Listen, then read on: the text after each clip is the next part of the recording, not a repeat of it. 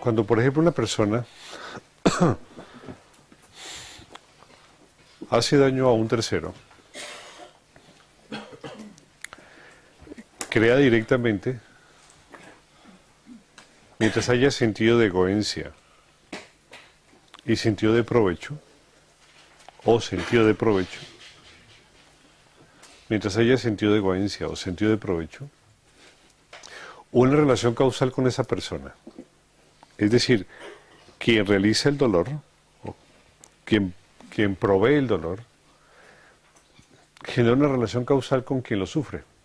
¿Estamos de acuerdo? Esa relación causal lo que hace es ligar ese acontecimiento, lo une. De tal manera que el karma, debido al proceso de entremezcla, a que el eslabón se une con ese eslabón de dolor, genera una potencialidad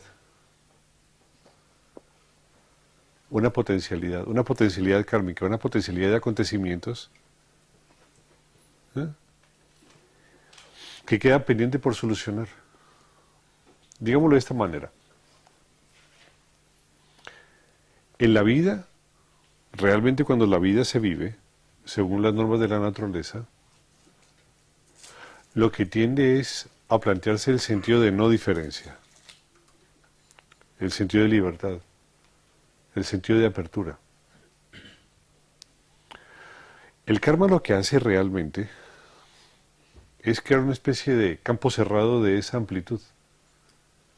Es como una escogencia, es como una limitación. Básicamente es una especie de encadenamiento de eventos específicos. Ese encadenamiento de eventos específicos no es una cosa natural. Por lo tanto, no muere, sino queda como potencia de realización de un acto, mientras la vida lleva a que ese acto se convierta en algo que sea natural, decir, a que muera, a que se disuelva el evento. Todo evento tiene que disolverse. Todo evento que está enclaustrado, todo evento que está definido, todo evento que está limitado, tiene que alguna vez soltarse. Alguna vez, siempre tiene que soltarse. Porque esa no es una condición natural. Por esa razón, todo ego finalmente debe liberarse. ¿Por qué? Porque esa no es la condición natural. Entonces, siempre la vida, bajo todas las condiciones, lleva a que necesariamente todo ámbito cerrado finalmente se destruya. Finalmente se desatasque. Finalmente se deslimite. ¿Entienden? ¿Por qué? Porque la naturaleza no tiene sentido de permanencia, puesto que no hay razón de ser de la naturaleza, el hecho de que exista algo definido. Por eso los objetos, cualquiera que sea, nosotros planteamos y decimos que evolucionan. ¿Sí? Es decir, un objeto cualquiera que sea, aunque podamos definirlo mentalmente, no puede permanecer de forma estática. Él tiene que necesariamente evolucionar, transformarse. No puede permanecerse encajonado en esa condición. Cuando un individuo realiza una acción y hay sentido de apetencia de fruto o simplemente sentido de yoidad en la realización, genera un eslabonamiento, una definición. Es decir, crea una condición de acercamiento delimitada con aquel o con aquella persona o con aquella circunstancia con la que realizó la acción o sobre la que realizó la acción. Es como generar un engrama, generar un sello, generar un eslabonamiento. Un eslabonamiento específicamente con una persona, un eslabonamiento específicamente con un ambiente, un eslabonamiento específico con una circunstancia. No importa con qué, pero genera un eslabonamiento. Ese eslabonamiento no puede permanecer por siempre. No es razón de la naturaleza que eso permanezca. Razón por la cual siempre todo eslabonamiento al que planteamos como un suceso kármico, es decir, como un suceso que hace parte del Sanchita Karma, todo proceso de eslabonamiento, todo proceso de relación, siempre definida, siempre conceptual, siempre eslabonada, Solo el ego puede hacer esas condiciones eslabonadas. Solo una condición delimitada puede crear condiciones eslabonadas. Por eso se necesita la presencia del ego para que haya karma. Si no hay presencia egoica, no hay eslabonamiento, porque no hay una condición delimitada que aborde sobre otra condición delimitada y la eslabone, la limite. Esa condición eslabonada, que es el ego, es la base esencial sobre la cual debe realizarse la acción para que ella produzca karma. Es el ego el que eslabona la condición con la consecuencia de esa acción. Pero esa acción no puede perdurar por siempre. ¿Estamos de acuerdo? ¿Me entienden? Porque la naturaleza no tiende ni permite que una condición delimitada siempre permanezca. Ella siempre se presentará finalmente. Ella siempre se mostrará a la luz de la conciencia. De tal manera que cuando se muestra yo no aparece como Sanchita Karma, sino aparece como Prarabdha Karma. ¿Estamos de acuerdo? Todo aquello que esencialmente ha sido pensado, ha sido deseado, ha sido necesitado, todo aquello con lo que nos hemos eslabonado, finalmente aparece algún día. Ya no en forma de Sanchita, sino en forma de Prarabdha. Lo que nosotros experimentamos son las condiciones siempre más fuertes de Prarabdha, es decir, los hábitos, las condiciones y los encadenamientos más intensos son los que forman y caracterizan cada uno de los koshas. ¿Sí? Pero siempre tiene que haber un yo que caracterice esa condición, tiene que haber un yo que caracterice, que defina, que delimite y que eslabone esa circunstancia. Eso provee un sentido de lo que llamamos karma individual. Pero resulta que hacer daño a un tercero genera no solamente dolor a un tercero, puede generar, por ejemplo, dolor a una ciudad, puede generar dolor a una familia, puede generar daño, por ejemplo, a la naturaleza. Es decir, el encadenamiento se da siempre con todos aquellos que por esas circunstancias sufren. ¿Me siguen? ¿Sí? El karma no es solamente un encadenamiento directo con aquello con lo que se realiza la acción, sino con todos aquellos que tienen la capacidad de reaccionar individualmente ante ese evento. ¿Entienden lo que les digo? Y esa reacción y esa capacidad individual de reacción de esos individuos, de esas circunstancias, de esos ambientes, generan un sentido de karma, que será el ambiente propio o propiciatorio a lo que denominamos karma colectivo. Ellas dos van a conformar lo que es el karma individual y van a conformar lo que es el karma colectivo. Una persona, por ejemplo, va por la autopista o por una calle y hace daño a un tercero, no sabe, no se da cuenta. ¿Sí? Atropelló a alguien y se enteró. Pero están los deudos. Están las personas que de una u otra manera han sufrido por esa circunstancia. ¿Estamos de acuerdo? Esa persona ha creado un evento, ha creado una circunstancia, pero se liga directamente es con el entorno que produce la condición de dolor respecto a esa circunstancia. Entonces, porque la persona no se haya dado cuenta, no es que no crea unos lazos, no es que no crea unos eslabones, porque ese dolor queda en el ambiente y hay quien percibe y lo experimenta. Esas sensaciones se eslabonan con el causante de esa circunstancia y lo elaboran ya de forma directa o de forma indirecta, creando un karma individual o un karma colectivo, en un prarabdha en el que posiblemente le ocurrirá algo que sin saber cómo ya se metió en un berenjenal. Pero siempre hay nexos causantes, directos o indirectos. Es decir, con aquello que yo realizo la acción o con todos los ambientes asociados a esa relación con la que yo genero la acción kármica. ¿Estamos de acuerdo? Y son esos factores los que finalmente determinan las condiciones del karma individual y del karma colectivo, es decir, de la constitución de los 5 koshas, de la constitución, de la condición y la característica rajásica, tamásica y sádvica de los 5 koshas. Eso es lo que se manifiesta. La relación causal de los 5 koshas en sus condiciones rajásicas, tamásicas y sádvicas. ¿Ah? Y dependiendo de eso, la relación con el entorno, a través de la cual voy a desarrollar y a través de la cual voy a aprender. ¿Estamos de acuerdo? ¿Pero a qué se debe eso? Se debe a que la naturaleza no puede permanecer con situaciones definidas o limitadas. Porque toda la naturaleza tiende a deslimitarse, toda la naturaleza tiende a ser esporádica y naturalmente no diferenciada. Y ahí, ¿por qué entonces toca volver a nacer? Y aquello que es Sanchita Karma se convierte finalmente en Prarabdha Karma. ¿Estamos? Muchas veces cuando una persona está al otro lado, ¿no? Cuando está desencarnado, mira un poco en el espejo de su experiencia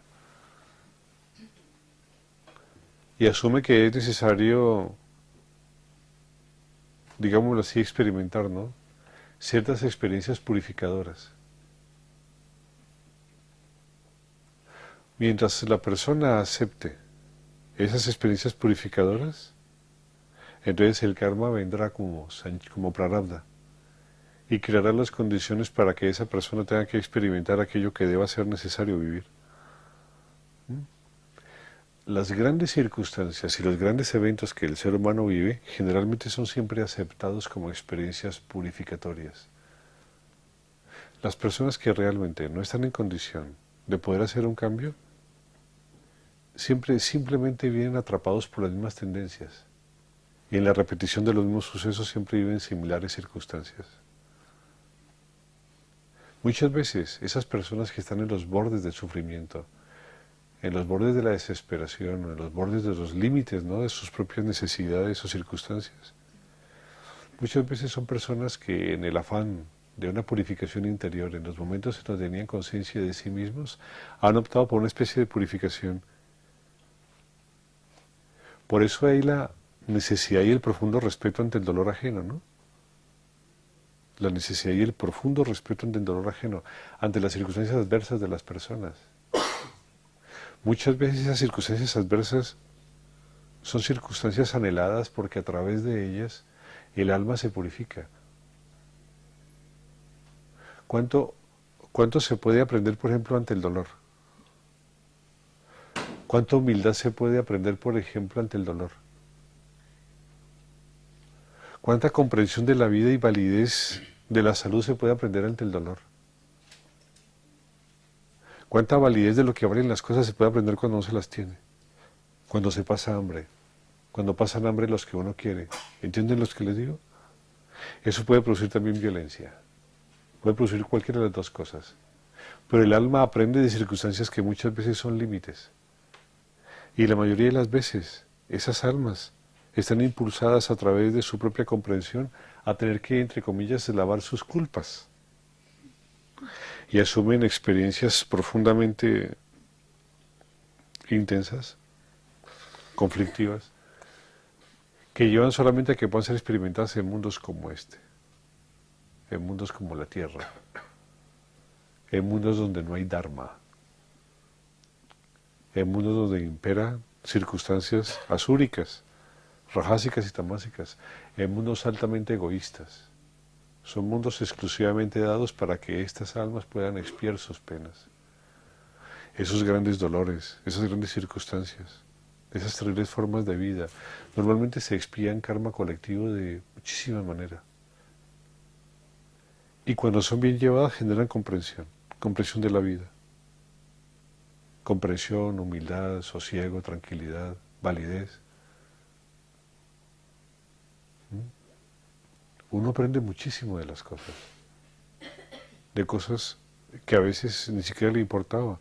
Se aprende la validez de tener un cuerpo sano, la validez de tener una comida, o simplemente la validez de tener un trabajo, o simplemente la validez de poder respirar, la validez de poder tener un cuerpo en una condición que sea mínima, básica, la de poder querer, inclusive la experiencia de poder ser querido. Todas las experiencias importantes en esos momentos intensos. Y cuando son bien llevados generan entonces una relación de comprensión que es intensa y que solamente podría saberse y conocerse de esa manera y no de otra. El dolor ajeno, aunque parezca extraño, es un conjunto de comprensiones profundas para muchas personas. Y eso es lo más extraño de todo. Y es que el dolor no solamente genera dolor.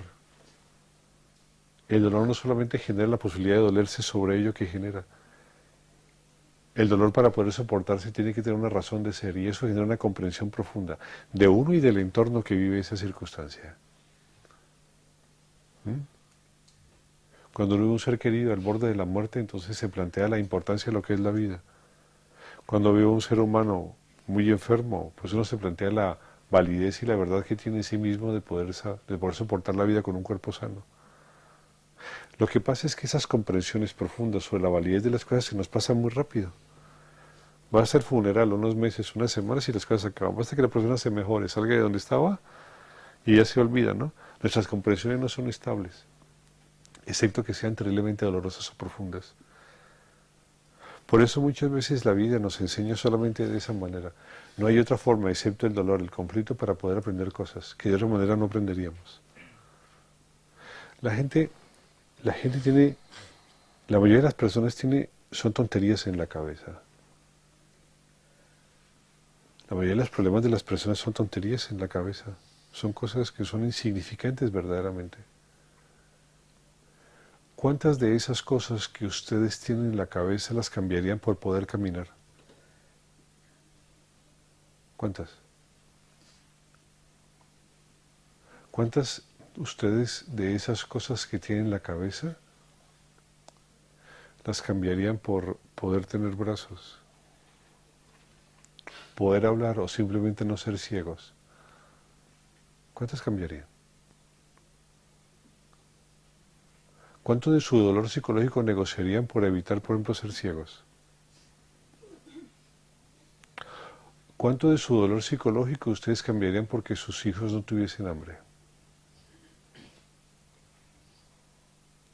Yo les pregunto, ¿todo eso que se sufre interiormente es tan intenso realmente? ¿Es tan intenso? ¿Vale tanto? ¿Vale sufrir tanto por todas esas cosas? Muchas veces toca que llegue el dolor, propio o ajeno, para que nos damos cuenta de cosas que en el fondo son tan insignificantes que no valen la pena, pero que convertimos en polos y en focos de nuestro propio conflicto personal.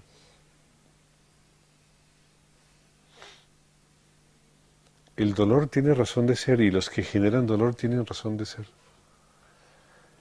En esta especie de negociación de la bolsa kármica, ¿sí? Siempre, siempre, siempre todo tiene razón de ser. Por eso, en la India, ante el concepto de dolor y ante el concepto de miseria, hay una interpretación diferente de la vida. ¿Entienden lo que les digo? El concepto de miseria, el concepto de pobreza, el concepto de enfermedad, se sobrelleva de una manera totalmente diferente a como la sobrellevamos en Occidente. Y uno se plantea, ¿por qué estos pueblos tan miserables no hacen algo por no morir o por no sufrir de esa manera, no? Ciudades en donde cada vez a las mañanas pasan camiones enteros recogiendo cadáveres de las calles y llevándolos a cremar, porque la gente muere ahí en ese sitio. Y uno se repugna ante el espectáculo, ¿no? De esa falta de cuidado con el cuerpo, de esa falta de sensibilidad humana, o de ese casi suicidio con el que las personas siempre se enfrentan y al final pierden. Pero es que el dolor tiene otras condiciones y otras circunstancias adicionales a solo sufrir. Y es la comprensión de poder morir, pero poder morir tranquilo. Es, por ejemplo, la comprensión de poder sufrir, pero poder sufrir en paz. Es la comprensión de tener dolor, pero no hacer daño a nadie mientras se lo posee. Es la condición de poseer y tener dignidad ante las cosas que hacen sufrir y tener dignidad ante el dolor. Es saber que todo tiene una causa, una razón de ser. Al no poder evitarlo, por lo menos sobrellevarlo con la dignidad con la que se solicita, con la que la vida lo necesita. Estas culturas tienen una condición diferente respecto a lo que es el dolor y el sufrimiento. No se suele huir del dolor, no se suele huir del sufrimiento. Es muy común oír a estos personajes, a una persona mutilada, a una persona enferma y decirle, es que la vida me dio eso y tengo que aprender de ello. Y extrañamente de esa manera y a través de esas momentáneas comprensiones, esa persona va creando un camino de comprensión sobre sí mismo. Un camino en donde inclusive el dolor es un amigo, ¿no? Entonces hay que el karma no se convierte en una entidad netamente castigadora. El karma no se convierte solamente en esa especie de daga que en cualquier momento cuando nos encuentra tiende a cortar cualquier parte de nosotros y generar conflicto y dolor y sufrimiento. No, no. Hay una ausencia de dignidad que no poseemos, hay una ausencia de dignidad en Occidente respecto al sufrimiento y respecto al dolor. Nosotros siempre huimos del sufrimiento y huimos del dolor, porque después de lo que le pasó al que le pasó en la cruz, nadie quiere pasar por esas. Ya ese le tocó lo que nos tocaba a nosotros y ese expió todos nuestros pecados. Y eso es paja barata. La gente tiene terror al infierno, a ese calor terrible, a los 50, 60 grados de calor. A estar trabajando sin luz, sin esas penalidades, con tanta hambre, viendo tantas cosas buenas, pasar la eternidad allí, ¿no? Occidente le teme el dolor, le teme el sufrimiento, porque no sabe vivirlo con dignidad, no sabe vivirlo con tesón, no sabe acompañarse de él y lo que finalmente no puede hacer es encontrar comprensiones de las cosas. No sabe convertir el dolor en un amigo.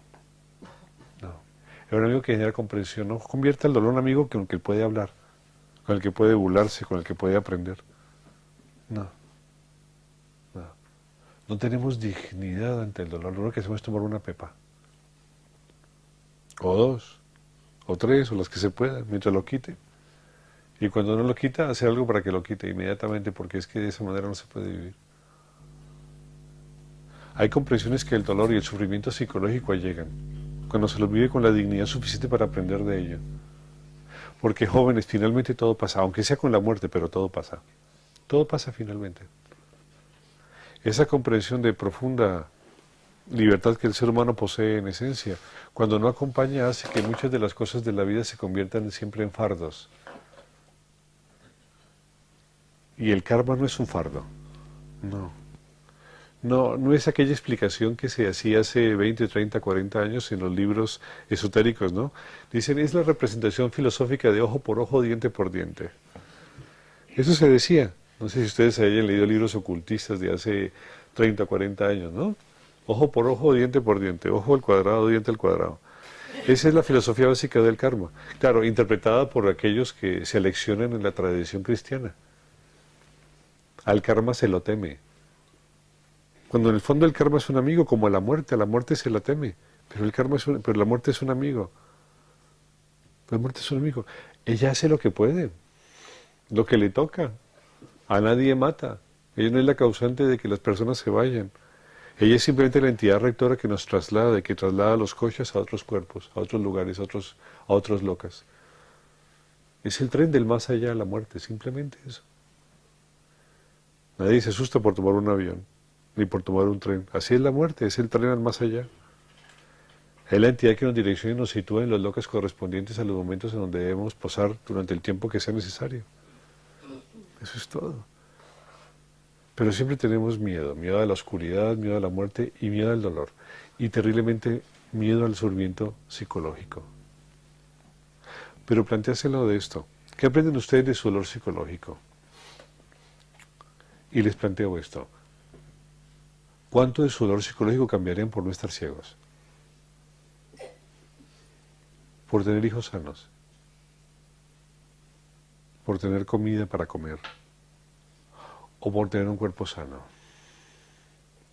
Van a ver que desde esa perspectiva el dolor psicológico cobra una intensidad totalmente diferente. Aquí en España, muchos tienen dolores muy pendejos. Aquí se sufre mucho por pendejadas.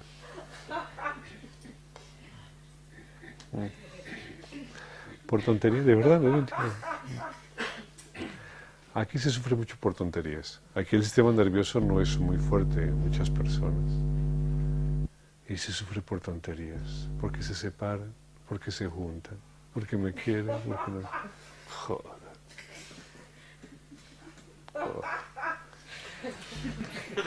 Sufrir es sentarse a orinar y no poder. Eso es sufrir. Eso sí es sufrir. No que lo dejen, que no lo dejen. No. O sea, pero bueno, cada quien es como es, ¿no?